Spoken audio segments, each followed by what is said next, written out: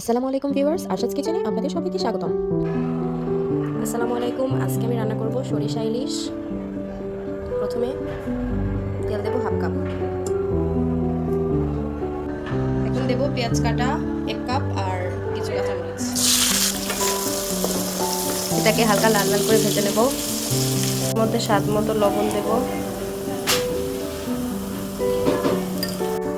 লাল হয়ে এসেছে পেঁয়াজটা, এখন আমি আদা রসুন পেস্ট হালকা করে দেব। মশলাটা কষানোর জন্য হালকা করে পানি অ্যাড করব। এখন এখানে সরিষা বাটা দেব 3 টেবিল চামচের মতো, কারণ আমার এখানে একটা মাছেরও বেশি আছে।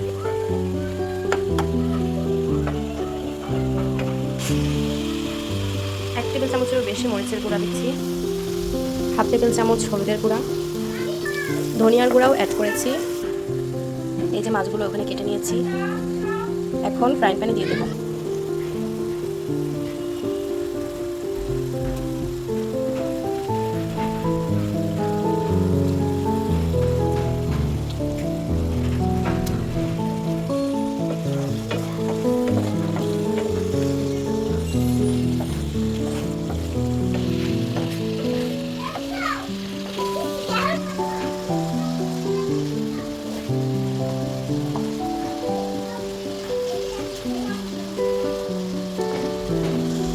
এখন আমি ঢাকনা দিয়ে দেব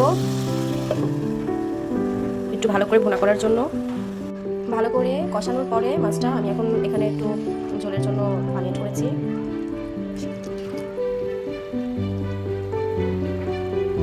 এখন আবার এটাকে আমি ঢেকে দেবো ভালো মতো হওয়ার জন্য। এই যে দেখুন অলমোস্ট হয়ে এসেছে। আমি এখন এটাতে একটু টমেটো সস অ্যাড করব। এটা আমার জন্য আমার পার্সোনালি খুব ভালো লাগে টমেটো সসটা সরিষা ইলিশে দিলে। আর বৃষ্টির দিনে তো সরিষা ইলিশ হলে কোনো কথাই নেই। আজকে আবার ঢাকায় বৃষ্টি হচ্ছে, হালকা শীতের শেষে বৃষ্টি। জানি না এখন গরম পড়বে নাকি শীত আরও বাড়বে।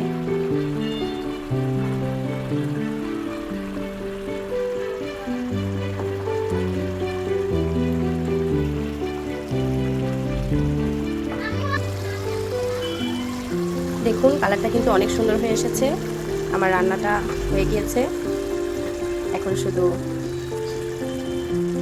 ঢেলে নেব, গার্নিশটা করব।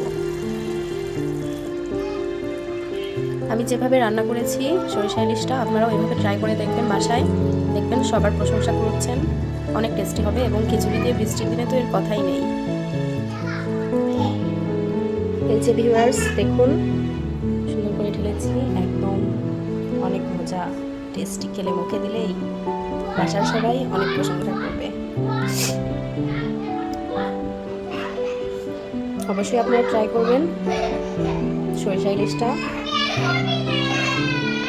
আর এভাবেই রান্না করে আমাকে অবশ্যই কমেন্টে জানাবেন আপনাদেরটা কেমন হয়েছে। যারা নতুন নতুন রান্না শিখছেন আমার ভিডিওটা দেখে আপনারা রান্না করতে পারেন, অবশ্যই প্রশংসা পাবেন।